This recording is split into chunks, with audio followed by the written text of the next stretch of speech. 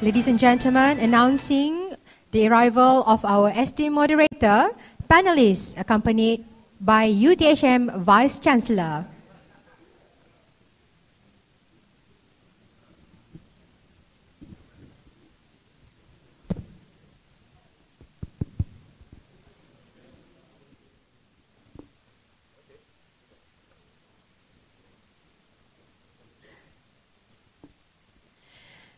Esteemed guests, ladies and gentlemen, welcome back to the hall and thank you for still staying with us. Before we proceed for this second forum entitled Regional Collaboration in Reshaping TVET for Industrial Revolution 4.0, I would like to introduce Technologist Dr. Muhammad Naim bin Yaakob as our moderator. This significant person, known as Dr. Naim, has more than 30 years of experience in different capacities in various national and international organizations. He possesses an engineering qualification, is a seasoned administrator, an experienced researcher and project manager, and a technical and vocational education and training TVET advocate and practitioner. Prior to his appointment as Deputy Director General of Departments of Polytechnic and Community College Education, Minister of Education of Malaysia, he was the Director of Professional Excellence Divisions of the same department.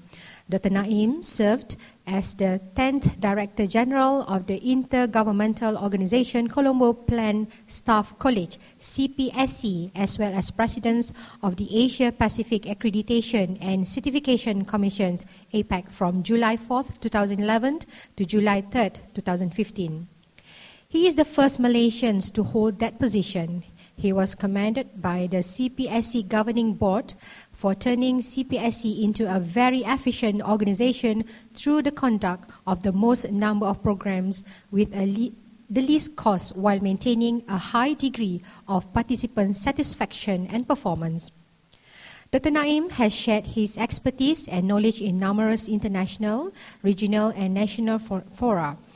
From July 2011 to June 2015, Dr. Naim has supervised and addressed programs in countries like Bangladesh, Bhutan, Brunei, Canada, China, Fiji, Germany, India, Indonesia, Japan, Jordan, Korea, Malaysia, Maldives, Mongolia, Myanmar, Nepal, Philippines, Singapore, Sri Lanka, and Thailand.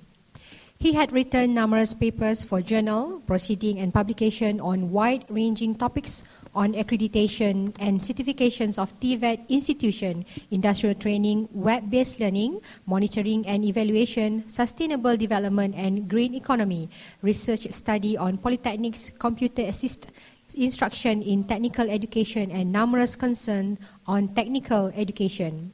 He pioneered the publications of the Technical Education Journal in Malaysia and STEPS, Scholarly Technical Education Publication Series Journal in CPSC. He had been conferred with the Excellent Service Award as Top 8% Performer of the Year 4 times by the governments of Malaysia in 1995, 1997, 2006 and 2015. He was given the TVET Leadership Award by the CPSC Governing Board, composed of ambassadors of member countries. He is also the coordinator of the UNESCO Univoc Center at the Departments of Polytechnic Education. We would also very delightful to welcome the panelists from this second forum. For this second forum, Yang Berhormat Nurul Izzah binti Datuk Seri Anwar, the Chair of TVET Empowerment Committee. Yang berbahagia Profesor Teknologis Dr. Wahid Razali, Vice Chancellor of UTHM. Ms. Chen Yong, Assistant President of Ningbo Polytechnic, Republic of China. And Yang berbahagia Dato' Omar Sharif Maidin, Executive Director, Skills Johor.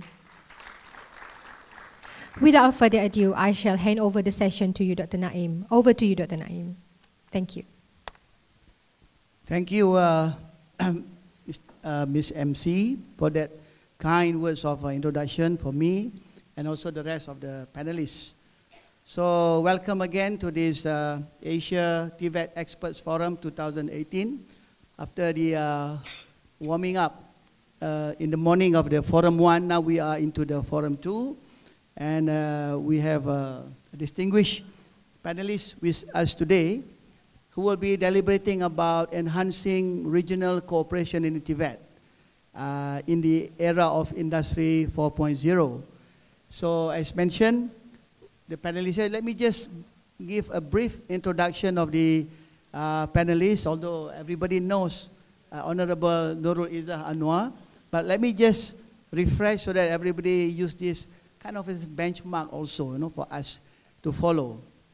YB Nurul Izzah is the Member of Parliament of Pematang Pauh and also two-time Member of Parliament for Lembah Pantai. She was a giant slayer in the first time, that was a... And while still being an MP, Nurul Izzah still is a strong proponent of human and civil rights with a special interest on holistic reform agenda to expand Malaysia's democratic space. She has worked with a number of agencies and institutes on advocacy work. Among them are the Malaysian Islamic Youth Movement, ABIM, Suara Rakyat Malaysia, SUARAM, Women Leaders International Forum, WLIF, and Friedrich Ebert Stiftung. I hope I pronounced it correctly. She has in the past advocated on behalf of Malaysian political prisoners and Malaysian human rights movements at international level, most noted being an intervention in the main session at the 55th Commission on Human Rights, Geneva.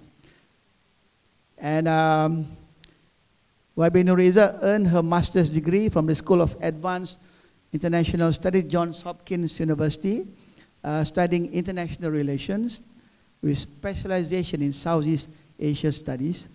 Bachelor's degree was in electrical electronics engineering, so very TVET person from the Unit 10 and graduated in 2004.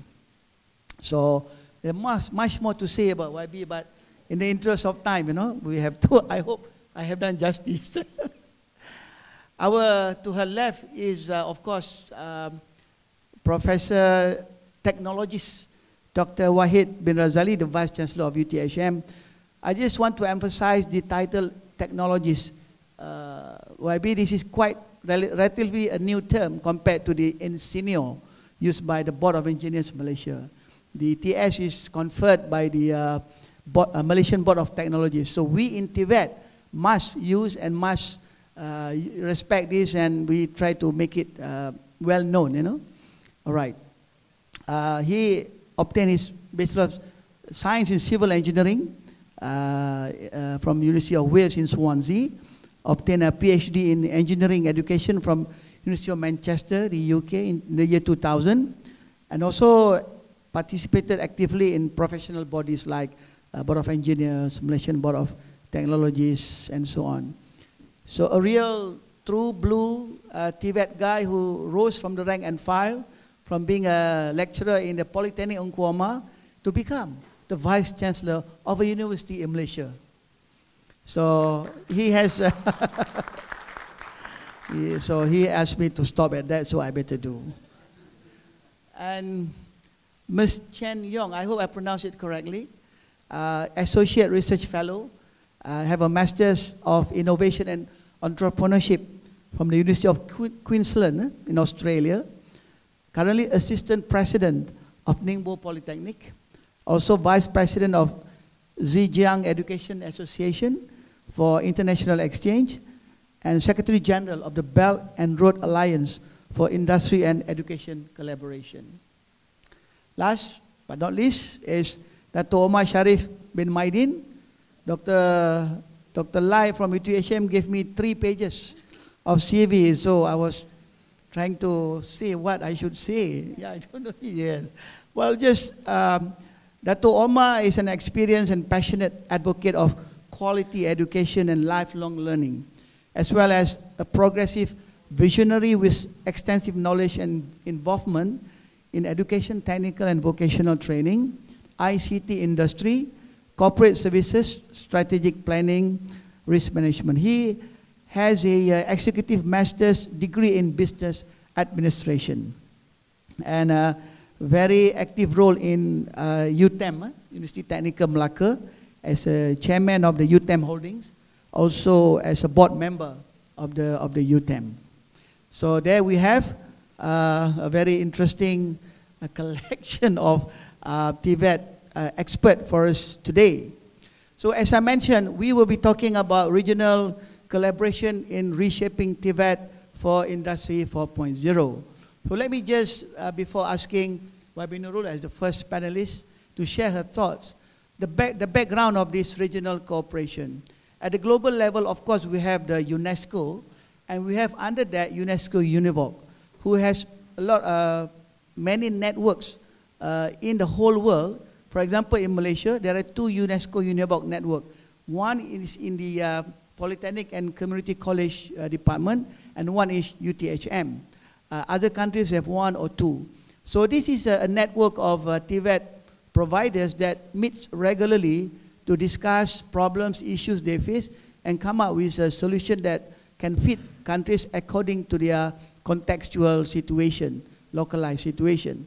And then we also have at the regional level, of course, the government initiative of ASEAN, and under that we have CIMIO, which is the, ASEAN is the 10+1, membership.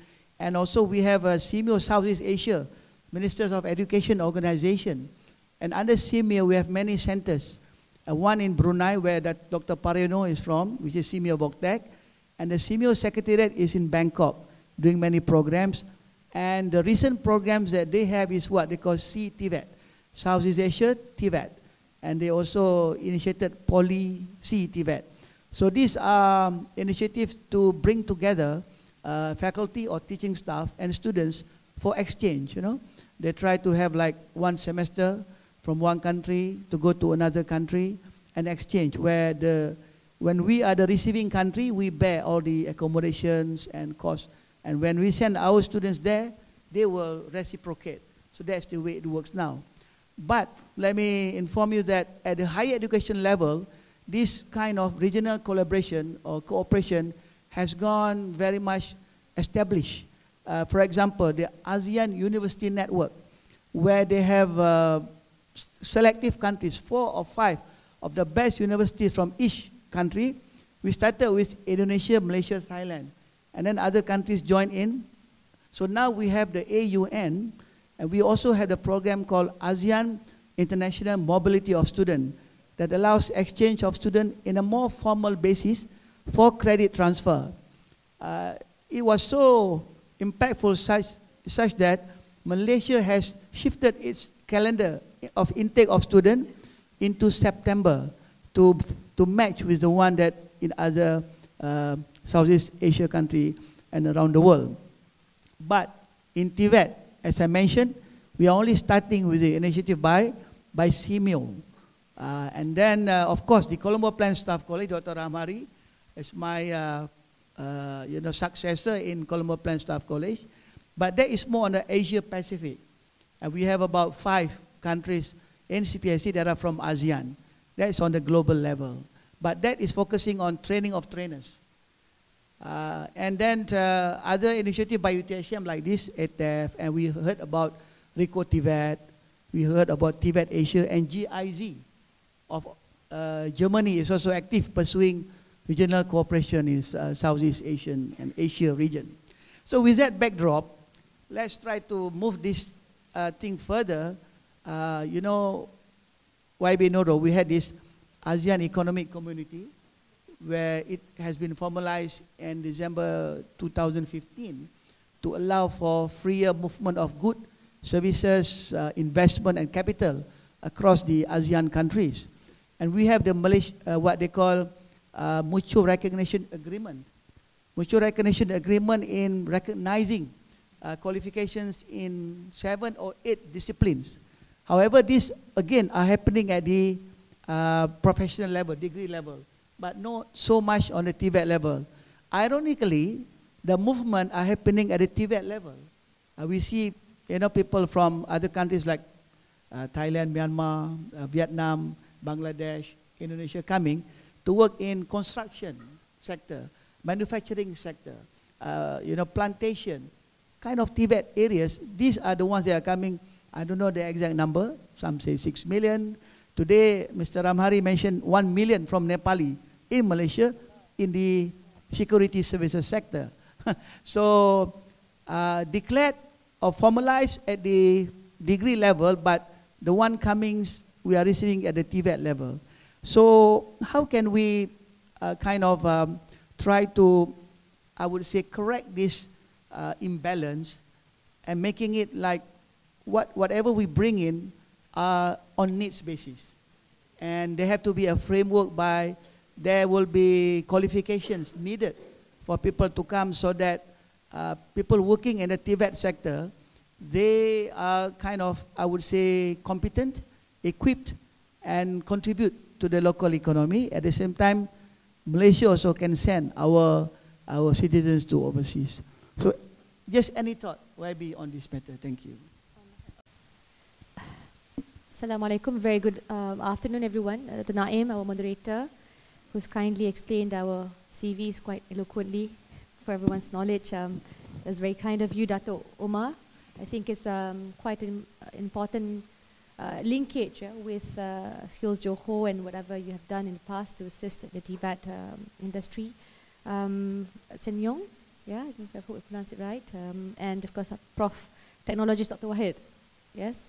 Ladies and gentlemen, experts, you're the ones that should be providing us solutions. I am here as a legislator to listen and to observe as well as to embrace in the recommendations bit to be implemented by the 7 ministries managing TVET in this country. So many people use the term Malaysia Boleh. I think this is one area where Malaysia can do better if we can reduce the scope of control to 1 or maximum 2 ministries, which is in line with what the minister intends. And TVET is so crucial, yeah? I think I believe it is the main driving force for growth. And it's not an acceptable fact only in Malaysia. You look at last year's TVET, the regional TVET conference, which was held in Myanmar. I think Myanmar, Indonesia, as well as Cambodia have done sort of in-depth discussions. But even so, from Myanmar's perspective, yeah, for them, they have a conference, they understand the focus on TVET, but less than 1% of their youth are actually involved in TVET.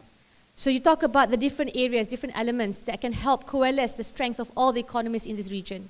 You have the supply, have to be adequate.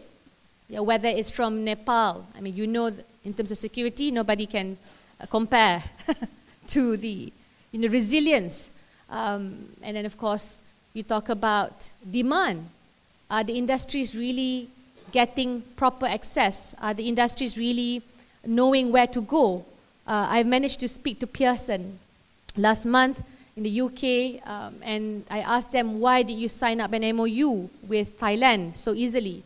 And what would you want to change if you want to deal with Malaysia, for example, to have better and further collaboration with our country? And they said, we know who to go to in Thailand, but maybe in Malaysia, because of the different ministries, we love to work more. We're happy. We have a good human capital, but we sometimes wonder which department or which ministry would be the best to engage with. Yeah, for example, UTHM is not there as the key person, right? Or JPK is not there. I have to mention all.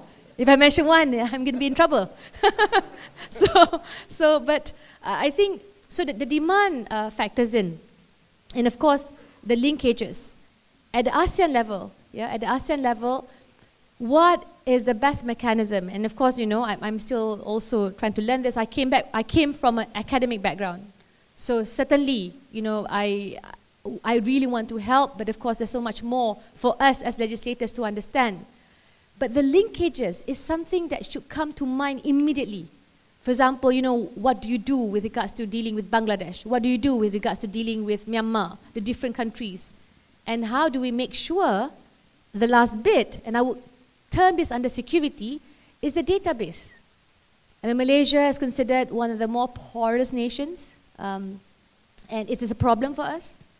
Because I need, as part of the government, I need to know at every single moment how many Nepalese are in my shores, how many Indonesians, how many foreign workers, how many Malaysian workers, semi-skilled, highly skilled, and so on and so forth. Now, this database across ASEAN, the more detailed, the more accurate, would then lead up to a more mobile transfers of people across the countries. Because I'm not going to be comfortable, am I right, to allow droves of people coming in when I don't know how to find them. I don't know whether they exist. So the issue of legal and illegal foreign workers, I think, factors in the entire relationship and dynamic of mobility in Southeast Asia. So for me, the great thing is everyone has jumped on the TVET bandwagon. Previous government, current government, and governments in the region. But the issue is we probably have to spell out and realize some hard truths, and we probably have to bite a few bullets if we would like to do something different. And I think we owe it to the next generation, especially those who perhaps might not be academically inclined, perhaps failed their SPM, but has so much more to offer. I always quote this story, and I will end with this story. Like I'm on an Airbus flying back to Malaysia, Malaysia Airlines, and I realized 3 of the toilets were not working, and they will not look for engineers, mind you, to fix the bathroom. They will look for professionally skilled persons. And I think that's why we have to understand that it's such an important aspect to be looked at, and we, the government, including, of course, I think what UTHM has done today, we really need to lend our ears to the key recommendations that you, as the experts, will have to give us. And I think it also has to be seamlessly interlinked, intertwined, and presented to the minister. Because if we don't take this opportunity to really do some meaningful steps moving forward, then don't talk about an ASEAN level of integration. I think it can be done. I think this is one of the key things that makes sense.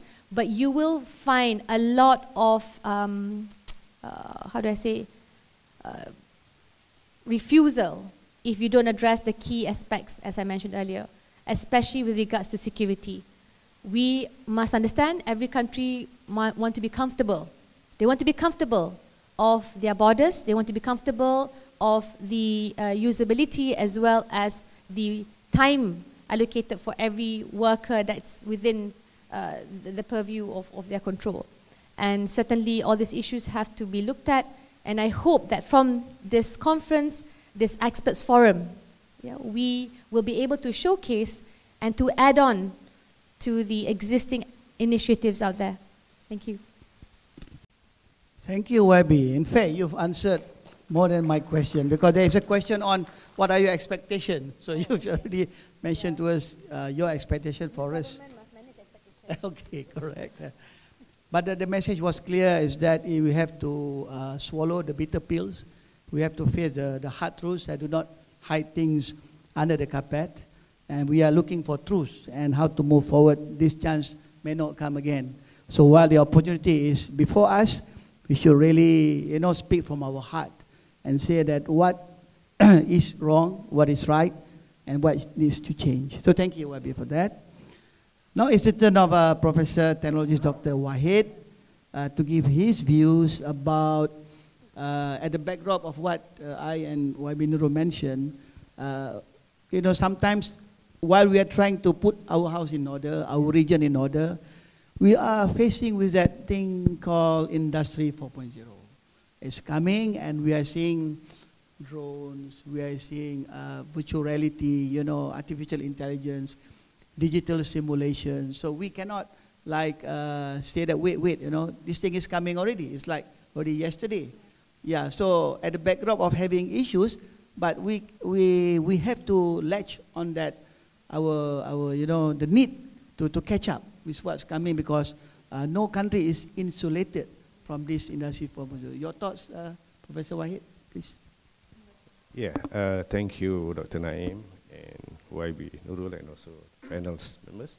So I think I've heard 4 speakers delivering on this issue, and I would like to quote a few of the things that I captured by the experts.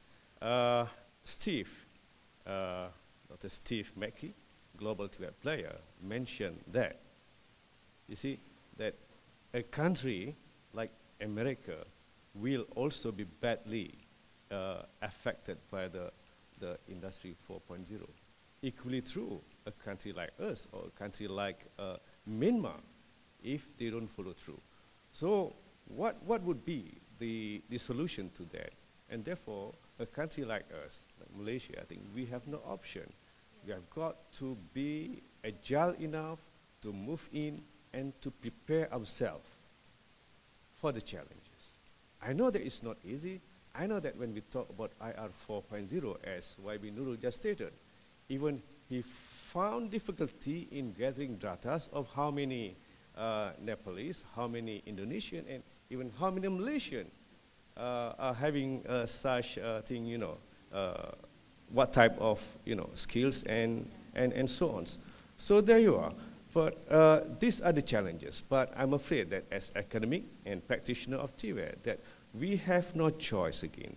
That's why that, you know, despite all your busy chores and activities, we invite you here so that, you know, I'm putting this to the experts here, because there are about 5 sets of people, no, 4 sets, because you represent the government, the lawmakers. Okay. I represent, or we represent the academics and training institutes.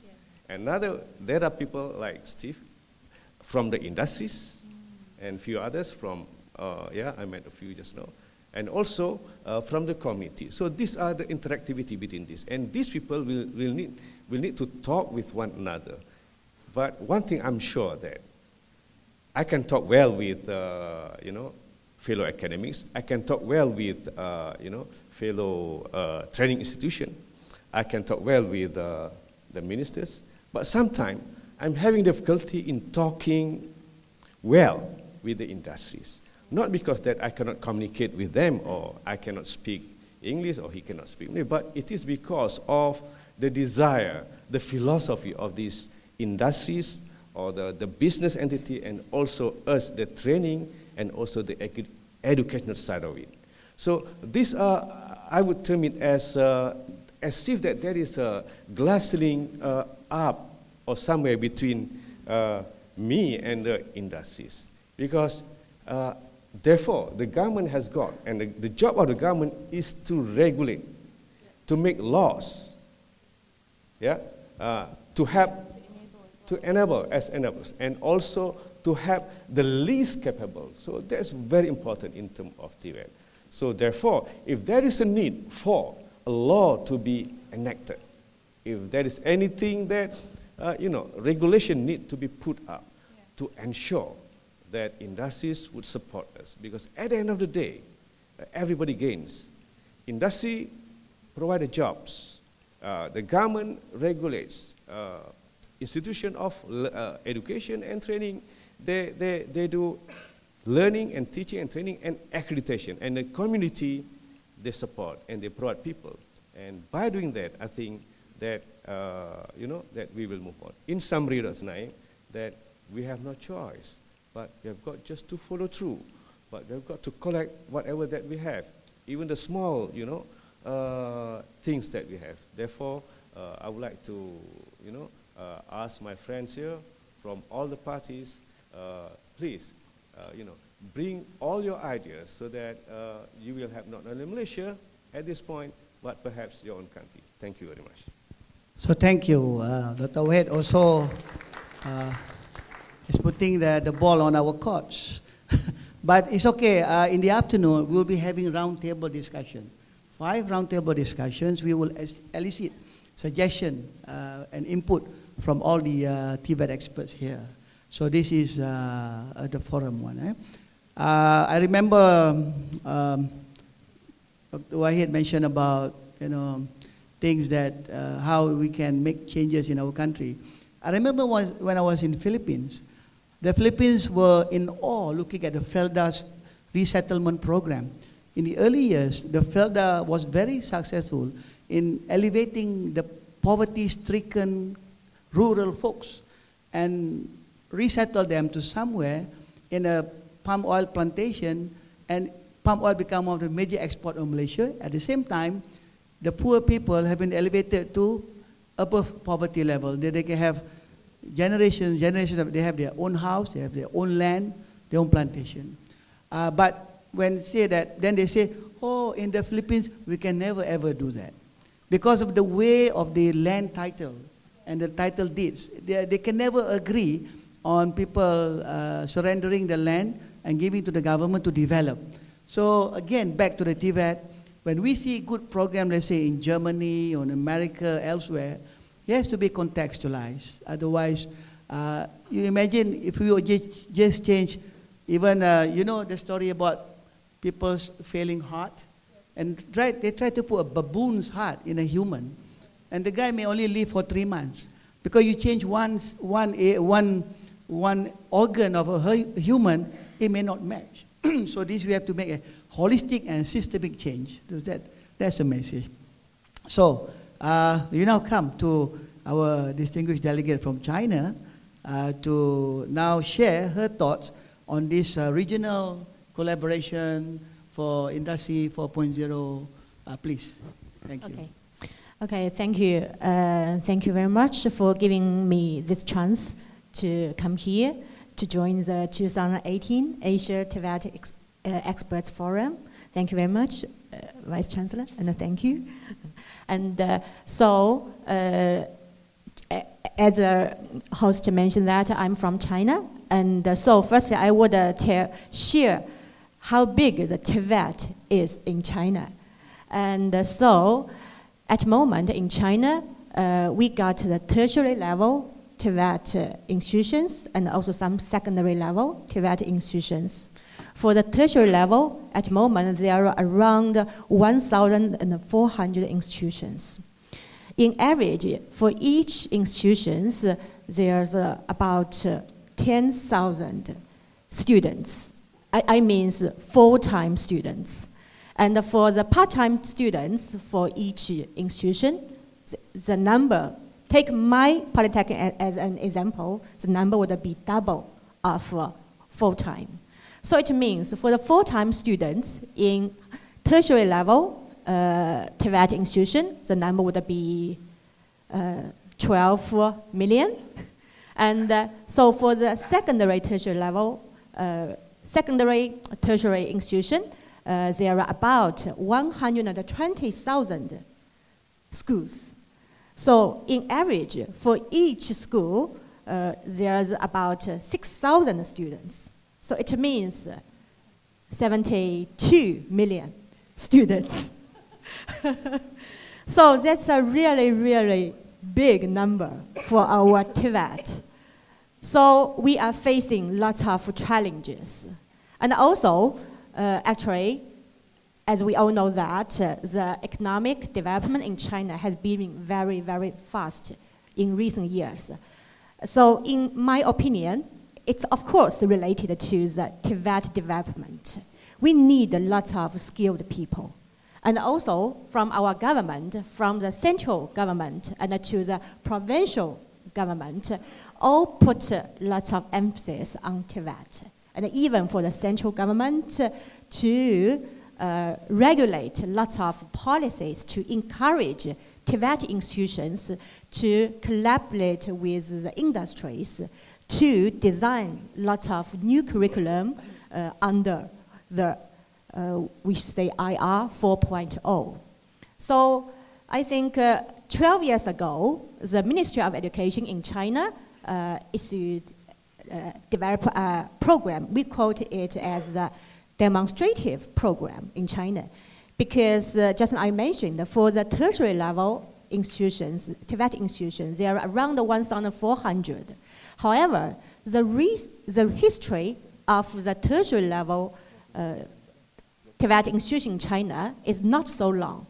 To be honest, it starts from the end of last century. So it means until now, just almost 20 years. So the central government tried to have a policy, a program to encourage the institutions in China to be the demonstrative means, put the quality driven at first to set the model for all the other institutions to develop ourselves. So we are luckily to list as the #1 in the first group of the demonstrative tertiary TVET institution in China. So take our own history, development history as an example. We think we benefit a lot from the government policies. And also, we are lucky that, for my college, we are lucky that we are in Ningbo. Just I mentioned that I'm from Ningbo Polytechnic. And also, I got one, just now, I had a talk with one participant here, and we are talking, and I mentioned I'm from Ningbo Polytechnic, and I got a question, which city are you from? So my city is also Ningbo. Okay, so Ningbo is not far away from Shanghai. It takes, from my sentence, I just say, only takes 3 hours driving. It means less than 300 kilometers, okay?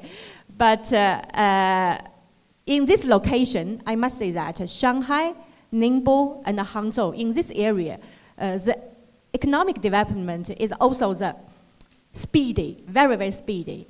And also, for my city, Ningbo, is a pilot city for Make in China 2025. So our local government also invests a lot for our TVET. And also, the local industries join us to set our curriculum. And also, we have lots of part-time teachers from our industries to come over to give our students lots of guidance. And also, we let our students to go to have the internship on campus and also to the industry during their graduation year in different industries. Also, sometimes in their summer holidays. So, lots of things help us to develop our TVET. And also, especially under the IR 4.0, we think that in this situation, the skills is very important. Of course, skills are very essential for the students in TVET education, but that's not the only thing. We must say that under the new trend, under the new age, the students must have skills. They should be the skilled people. Also, they should have lots of competencies. So, from my opinion, the students should have the international perspective. The students should have the ability of leadership, of teamwork, of innovation, of critical thinking, lots of things. Under the IR 4.0, maybe, I think, as Dr. Bruno mentioned the data just now, maybe in 2020, 7.1 million jobs disappeared. And 3 million new jobs will come. So in this situation, if TVET would like to train our students, our graduates, obeyed or based on the demand of the industry, we should change a lot. And we should train our students to be the real talented people the industry need. This is essential. So for us, we think that the regional collaboration is very, very important. That's why I come here. That's why we have the collaboration program with UTHM. And we just finished a mobility program for our students to visit each other. And we let the students to visit the other country to understand the culture, the special language. And also, we let the students to visit the industries in different countries to know what kind of working environment they will face in the future. We must train our students to be the people who can get their sustainable development for their future. This is really important. So I think at the moment, we need to collaborate with each other between the different countries, between Philippines, Indonesia, and just now I met the scholar from Bangladesh. Okay, so we should work together. This is very important for development. Thank you. That's what I would like to share. Oh, sorry, I have one thing to define is that actually I'm the assistant president from Ningbo Polytechnic. I'm responsible for the international affairs and the publicity at the moment. And however, for the brochure, it means I'm the president. I'm so sorry for that. Not yet. Okay. I will try my hard. Thank you. Yeah. It's okay, Ms. Chen Yong. I have here, introducing you as an assistant president. So this is okay. Before we move on to Dato' Omar Sharif, let me just stop at Ms. Chen Yong. I'm trying to be a little bit naughty here because Wabinuro mentioned about facing the hard truths. We heard about your One Belt, One Road, which is kind of also needing regional cooperation, going to spur growth in sub-regions around the bigger Asia. When I compare, like, for example, my friend is Steve. Now, he is in a company that goes to Batam, Indonesia, and develop the industry there and export to around the world. And he kind of employs Indonesian, the locals. But from what we all know, Ms. Chen Yong, the tendency for Chinese companies, when they invest overseas, they bring their people, everything, including the cooks, I heard. So, so that's a different approach. You want to comment something on that, or you would rather be neutral on that?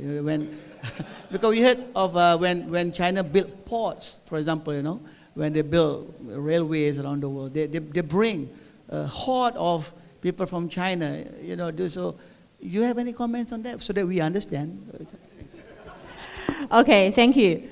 And we got the Belt and Road Initiative program with different countries in the world because we think that nowadays the world would be the community of shared future for all the human men. So this is very important. Actually, in my college, we have a very, very special program.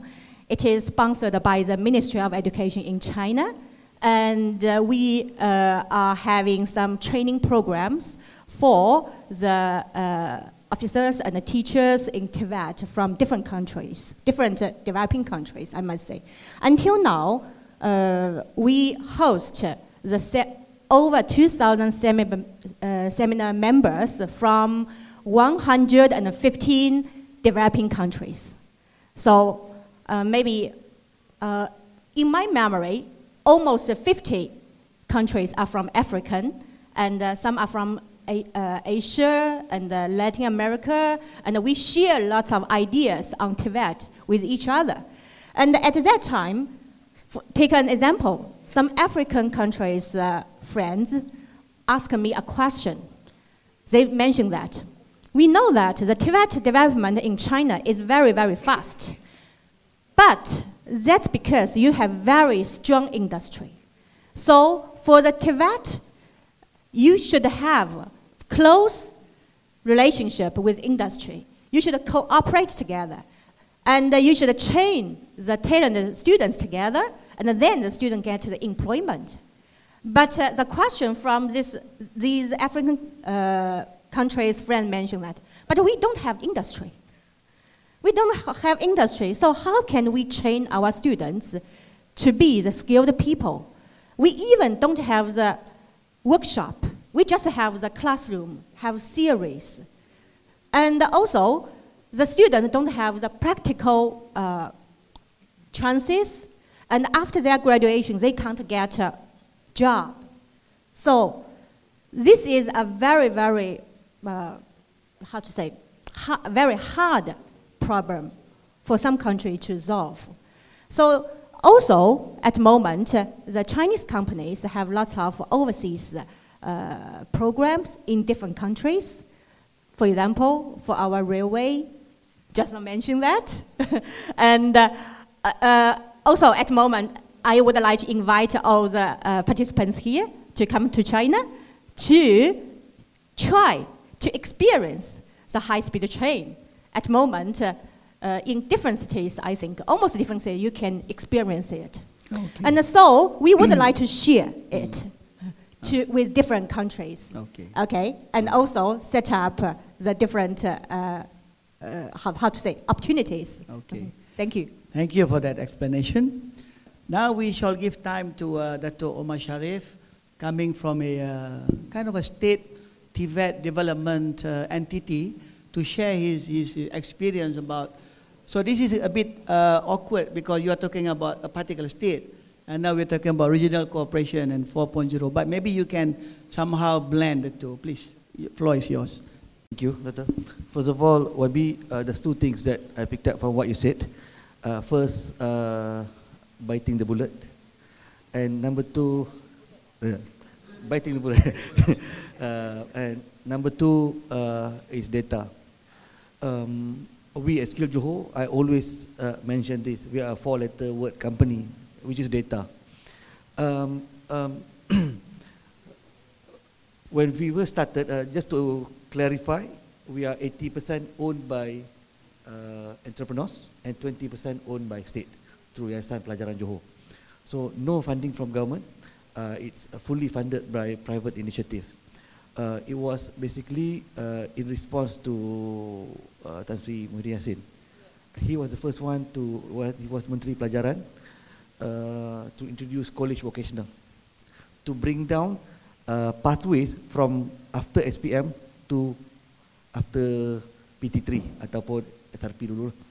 So Johor has 2 academic hubs, but no skills hub. 400,000 people cross the crossway every day. 400,000. So before we talk about regional, I need to talk about Malaysia first. We in Johor, I'm not a Johorian by the way. We in Johor, the issues are different from those in Kelantan, Kedah, or Perlis. So Singapore is very important partner to Johor in terms of providing job opportunities. But at the same time, they also take the talent away. So either you live with it and learn to live with it, or you just wither. So what we proposed to state at that time was, why don't you take advantage of this, one, and number two, be an investor-friendly state. In order to do that, you must have available talent. A simple example, YB, attrition rate in Legoland is 50% every 2 months. Every 2 months. So what you do, Legoland trains staff for 2 months, Universal Studio will come and offer them apple to apple. Basically, if you get 2,000 ringgit, they'll offer you 2,000 Sing dollar. But you can't stop that. So what we need to do is we take it as an opportunity. Train more people to work in Legoland. So there's constant supply of jobs. And the motto at that time was a decent first job. That's 18 Feldas in Johor. So we take that as an opportunity. That's the first thing. Number two, data. We need to have access to data. If you go back to state government right now, there's no data in terms of how many jobs are available. Yeah. How many jobs are available? There's no data. So what we decided at that time is we will be the supplier of data. We invest money. We appointed universities and even colleges to gather data for us. Because with data, then you can plan way forward. For instance, one particular college provides 800 students a year on making pastries. When we came out with the demand data, the state only needs 350 a year. So immediately, and these are funded students, federal government funded students. So you are immediately 450 oversupply a year. So what will happen to these guys, these people? So those are the things that we look into. So that's the first part, data. Number two, the ecosystem. The ecosystem that we talk about are training providers, the facilities, the trainers, and most importantly, the industry. So if we want to talk about regional collaboration, we need to understand the ecosystem in the region. The industries in Johor and industry in Kelantan are already different. More so if you look at industries in Johor and industry in Singapore. Industries in Johor and industry in Medan or Jakarta or Philippines. So because unlike universities or higher education, TVET is very much always mentioned together with industries. So when we talk about collaboration, we, for instance, I'm on the board of UTHM. What we do, Konica Minolta has the highest, has the biggest facility outside of Japan in Malacca. So what we are doing with Konica Minolta, we're trying to do in Konica Minolta in Malacca, is Konica Minolta. Okay. So is to gather their supply chain in the region and sit down together, so that in terms of talent development, be it blue collar or white collar, it can be forecasted for the next 5 years now. So that when we develop talent, it's not only for them, but also for their vendors. Then it can be more meaningful. But in order to do that, there's two things that you need. Number one is patience, because from a business perspective, there's no cash flow. We're going to come in the next few years, because you're talking about people just want to invest. So those are the areas where government may want to come in. One. The next part is the training providers. YB as a TVET advisor, you will definitely facing this. Training providers who refuse to change. They provide the same training for the past 20 years. So when we have requirement, Skills Johor, we do not do training. We are just an enabler. But what we need, the training providers, to be able to go to certain standards. So that's where education institutions like UTHM, UTM and so on, can play a big role, becoming an accreditation body. So because the training providers are struggling because of funding. But at the same time, they are reluctant to change, to go into innovation, to look for new technologies and so on, are hindering their own growth. So I call it self-sabotaging. So the last but not least, of course, back to funding. Funding needs to be rationalized based on output. So I fully agree with you, YB. The 7 ministries will just not work. I will become very unpopular for saying this, but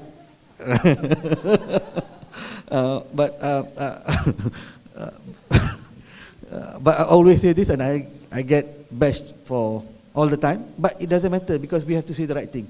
So that's when I agree with you with biting the bullets. We need to do this now, because otherwise the next generation will continue facing the same problem. Thank you, sir. Thank you, Dato'. Interesting point mentioned by Dato' is that we talk about regional collaboration, and there you go. Legoland trains these people, and Universal Studios from Singapore just snap them up. So you're training for them. But I hope you have a constant supply for the workers in Legoland.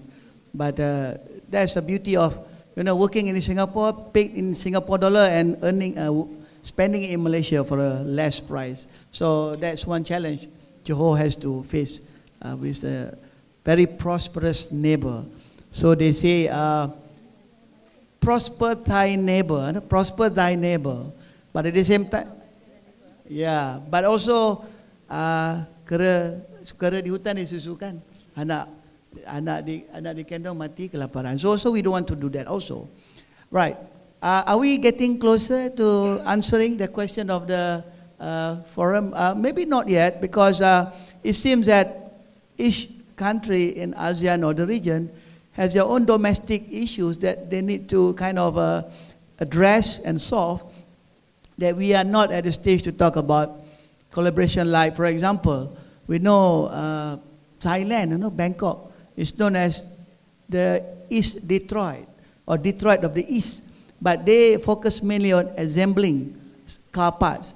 But Malaysia has chosen to produce cars, Proton and Perodua, with a cooperation with Japanese companies.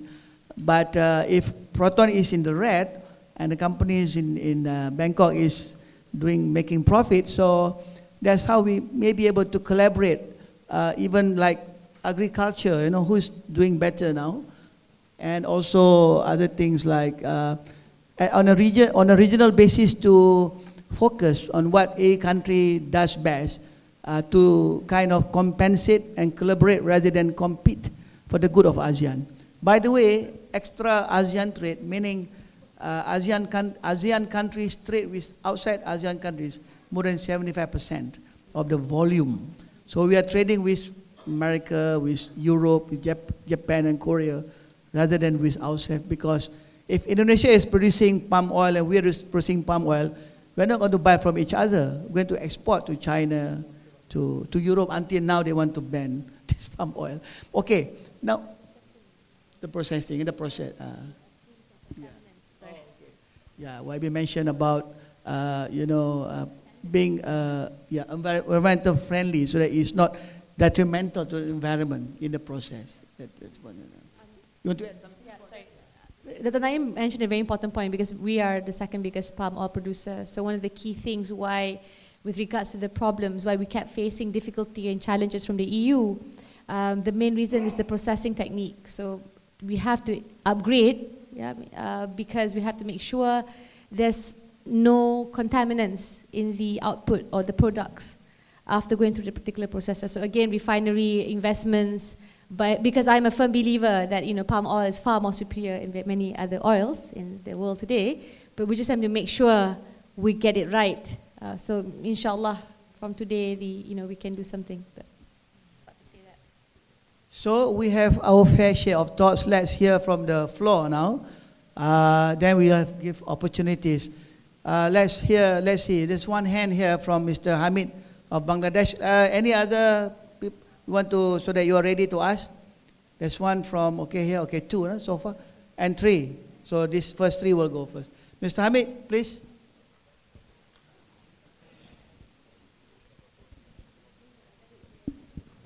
Thank you very much, Honorable President, and thank you, Honorable Parliament Member.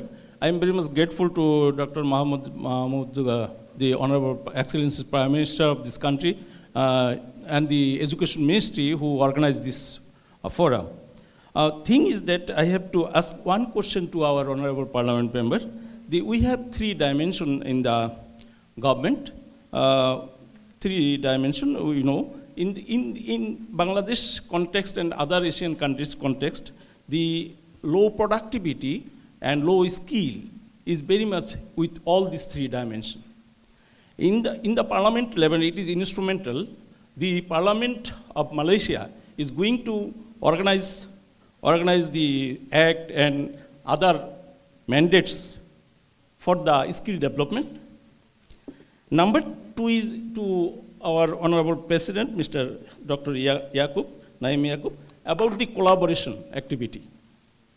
Whether this forum can sign a MOU with all these participant organizations and government, not only with the Ningbo. Ningbo is one of our partners in Bangladesh in IDB, but thing is that we like to go ahead together. So Mr. President, whether we can go ahead all together in this forum, and starting point maybe in Malaysia. Thank you, Honorable President.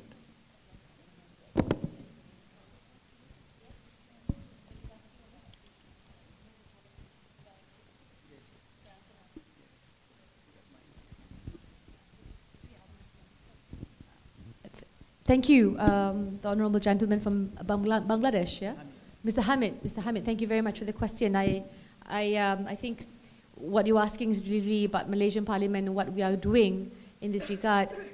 As you know, the decision in our manifesto when we were campaigning in last elections was really to ensure that TVET is going to be given its rightful focus. And there was a clear-cut mention specifically looking at the dual vocational program, the German system, although we're not restricted to that. It's just that one of the key things that, is quite a sexy way of, mention Meister program, people take notice, but I am a firm believer that there's many other systems as well. Yeah, I was just asking the organizer whether we had some institutions from Korea, to ensure that we learn from the best, and there has to be a degree of localization. Now, for the parliamentary, for our purposes, there has been a committee set up. I was asked to helm it. It was, to look at the curriculum in schools and to ensure there's a certain take-up or readiness, preparing young children, talking about the primary level, secondary level, to ascertain who amongst them will be more inclined to TVET, and of course looking at also the different ministries and different institutions that can further be improved or even be promoted in this regard. Now, like it or not, we also cannot run away from the hard truths. One is it has to be demand driven.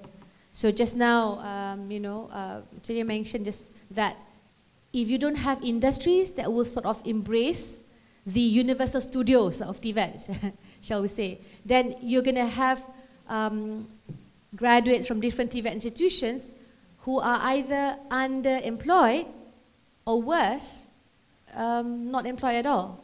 So for Malaysia's purposes, we do have a high degree of employment amongst TVET graduates. I think it's about more than 90% for sure. But are they being employed with the, in the correct field? And are they being sufficiently compensated? Because you spend years of your life, already people say TVET is second class to a degree. Already you're facing with that taboo, that prejudice. And then worse, you get paid a third of what a graduate can make. So I think these are the things that the parliament and the legislators are looking at, including the government, because it doesn't just require legislative changes, perhaps, because we have up to level 5 now, and then MTUN, is supposed to be absorbing the graduates. Some are suggesting some changes so that we can really push through the different levels of TVET qualifications. But by the same token, there has to be a clear-cut marriage with industries. Meaning, if the industries are not there, we're not going to produce them. So the degree of flexibility, the degree of curriculum, and the degree of government regulation. So I have with me, so because I'm going to be the most unpopular person in this room, I have with me a report commissioned by the government, previous government, in terms of the ranking and weightage given on different institutions. So some, of course, will not be as good, some are excellent, but at the end of the day, the government probably has to make some decisions to ensure that we have the best output from the investments made. So I would say this is our commitment, is one of the key things that's been mentioned not just by myself, but the Minister of Youth, the Minister of Education, the various different ministries are still very committed to their own TVET institutions, although not all will control them forever. But I think that's already an important political will. That's half of the thing needed. So for any government to have an MOU in future, I don't think we have problems. I mean, we already signed an MOU with you with regards to Bangladeshi workers in Malaysia.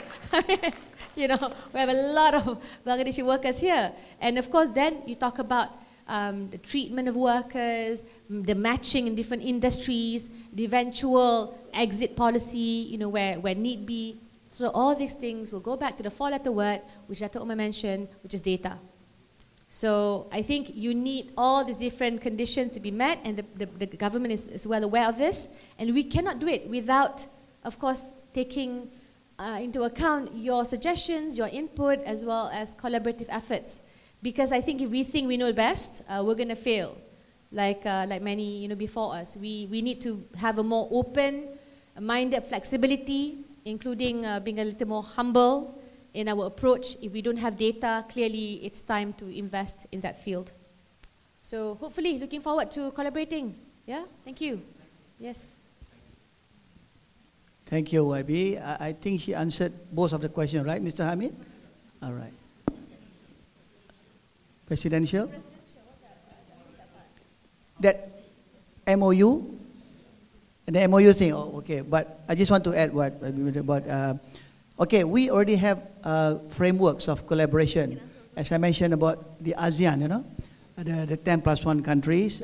We also have the CMO Secretariat, the Ministers of Education Organization, and we also have these dedicated CMO centers all over the ASEAN countries.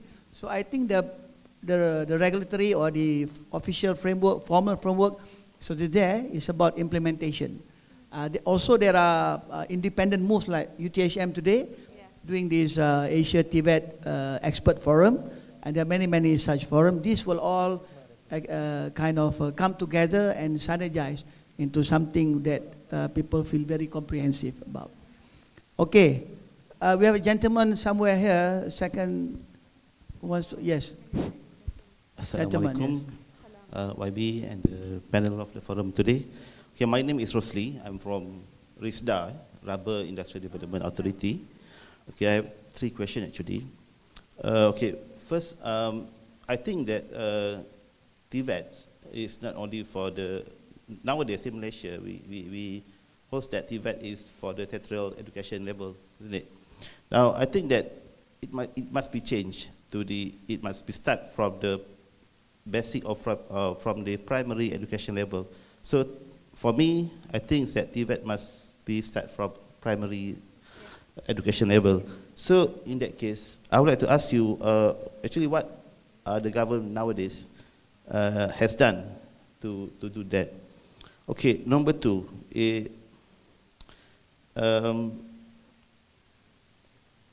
in rubber small order sector, okay, we have a lot of 4th or 5th generations budak-budak Felda, budak-budak kampung yang is not good in their academic. So actually there are a lot of prospect in TVET. So actually, what have we done with them? Okay, number 3 is in government sector. We know that government sector is really what we call it.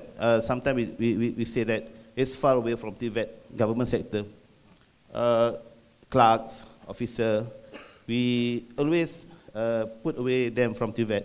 So that's my opinion, and that's what happened nowadays. So actually, we have to, to embrace TVET, not also in industrial revolution, but also in the government sector. For example, I give an example that clerk, for example, or officer, IT officer, they have a lot of experience with their working. Why don't we put them as a TVET, as a TVET expert? So we must do something, or we must TVET them in government sector. So I think that's the question. Thank you. Okay, maybe I hope we understand the 3 questions well. I do understand the first 2, but maybe not so much the 3rd question. But maybe YB, you can start first and let the rest follow. I feel like this is a hard talk session.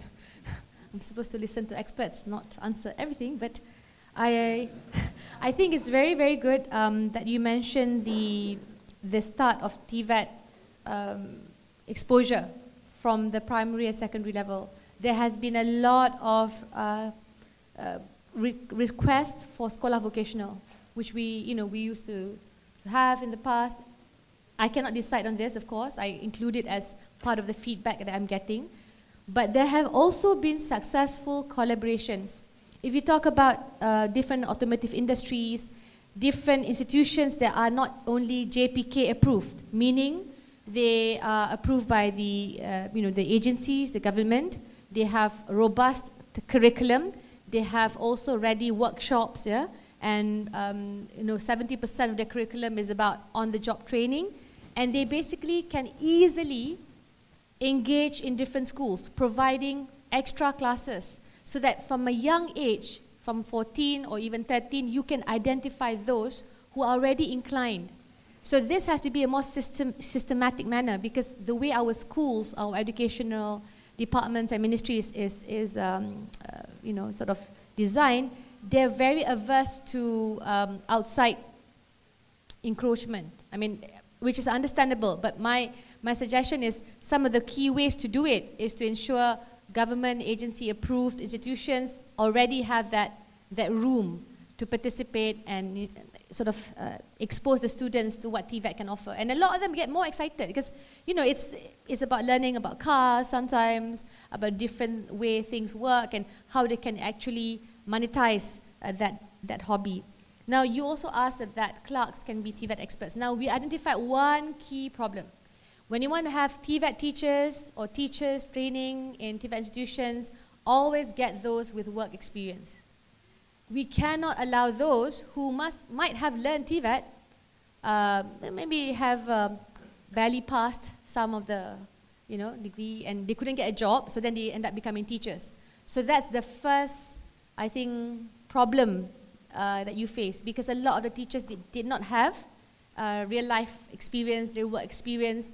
So if the teacher himself or herself do not have that kind of awareness, you can ensure this, you can be sure that the students will definitely be worse off. So that for me is something that we cannot compromise with. You can definitely assign, if I understand correctly, TVET experts, but they have to be actual experts.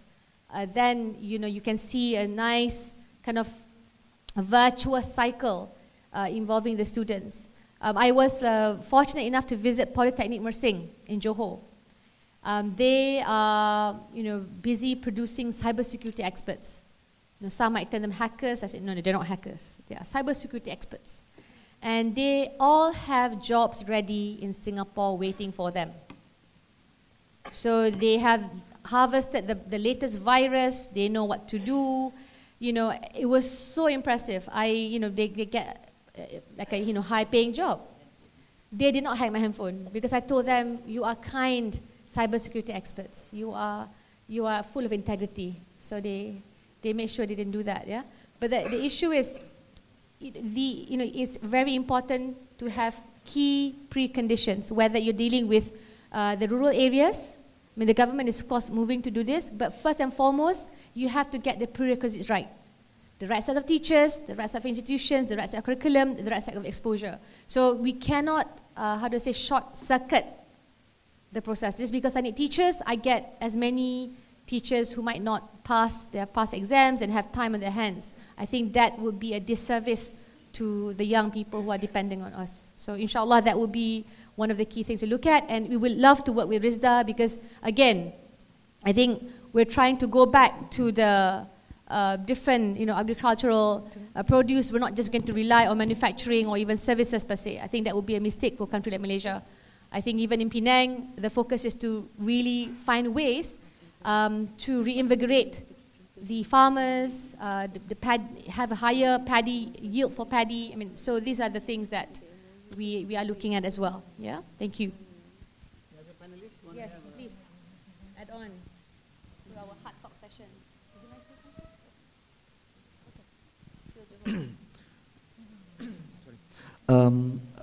Training of trainers is a topic close to us because what we are trying to do is to get people from industry to come and teach.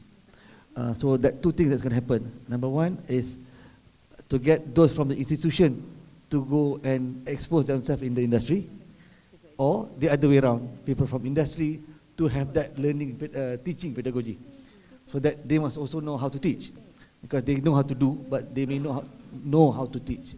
So those are areas that Skill Johor is also focusing, so that we can have that a richer ecosystem. So we definitely into that. So the second thing that the gentleman said just now is about lowering from now qualification is after Form 3. So we may have to study at the primary school level so that they can choose their pathway earlier on. Thanks.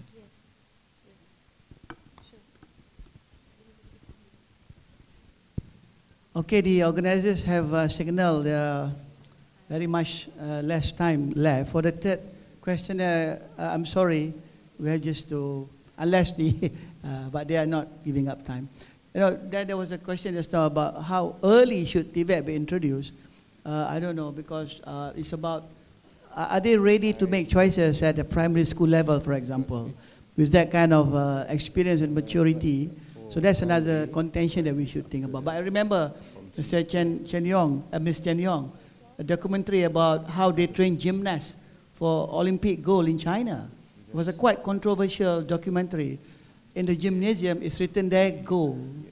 And when they headhunt for people to be trained to become world-class gymnasts, they even, you know, parents will send these kids, very young age, 5 years old, to become great gymnasts of the world. And the evaluators really check the physical condition of the child. If you are too tall, if you have a bended knee, you know, you cannot make it as a gymnast. So for that kind of producing world champions, that may be applicable because it's about nature and nurture. Like, if I want to be a singer, no way. You know, my staff told me, Dr. Naim, you can have all the, you're very good in everything else, but there's one thing you cannot do, you cannot sing.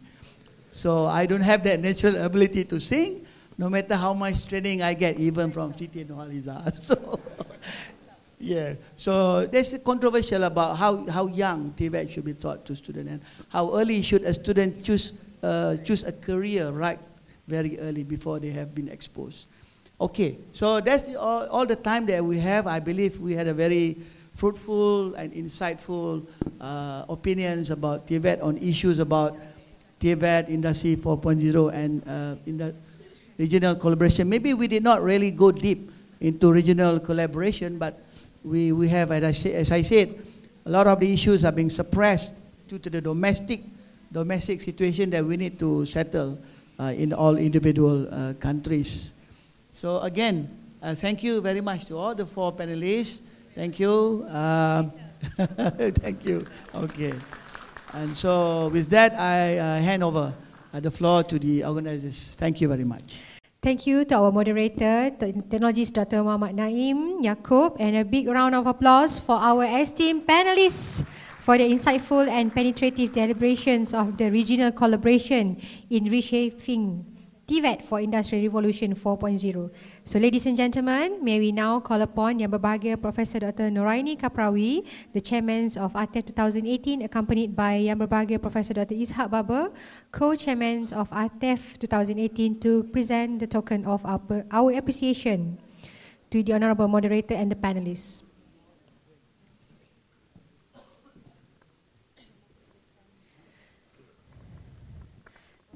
Please welcome our esteemed moderator, Technologist Dr. Muhammad Naim Yaakob, to receive our token of appreciation.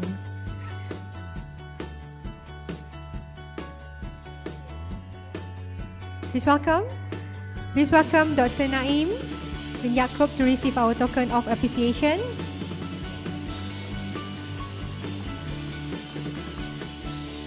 And now, please welcome Yang Berhormat Nurul Izzah binti Datuk Sri Anwar, the Chair of TVET Empowerment Committee, to receive our token of appreciation.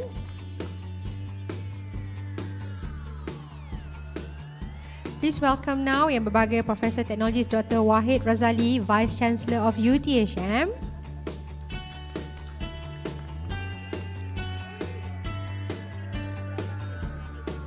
Please welcome Ms. Chen Yong, Assistant President of Ningbo Polytechnic, Republic of China.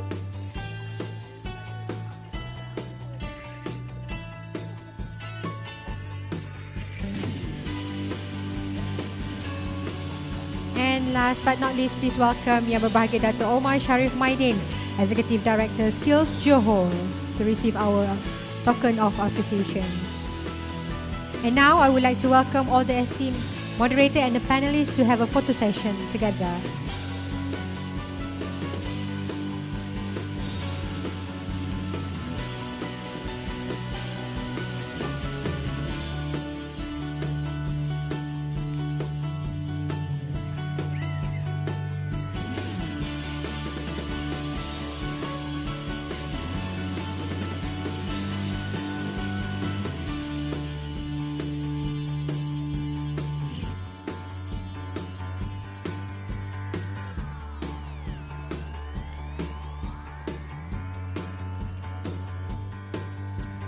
Thank you to all the panelists and the moderator, and you may have lunch that has been served at the cafe.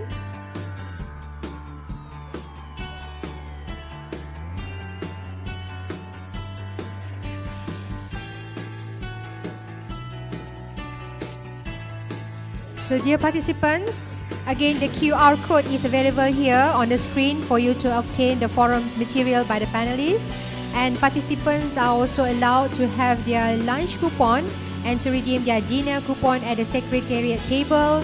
And we also like to invite the entire participant to join our tour to TVET institution SIAS at 11 a.m. tomorrow, and the transportation are provided. So please inform the secretariat if you will join us tomorrow. Distinguished guests, ladies and gentlemen, we have now come to an end of the forum session this morning. On behalf of all the committee members, I would like to express my utmost gratitude to all the distinguished guests and members of the floor for making this event a success. And now I would like to leave you with a quote by Stuart Brand, an author and innovative thinker, who once said, "We can see the past but not influence it. We can influence the future but not see it." Let us all be guided by all the things we have discussed and heard throughout the forums today, and be able to see and influence our future. Before I end this session, the organizing committee would love to invite all the participants to join the roundtable discussion that has been scheduled to be started at 2:30 p.m. this afternoon here in the same hall. With that, I ended with wabillahi taufiq wal hidayah. Wassalamualaikum warahmatullahi wabarakatuh.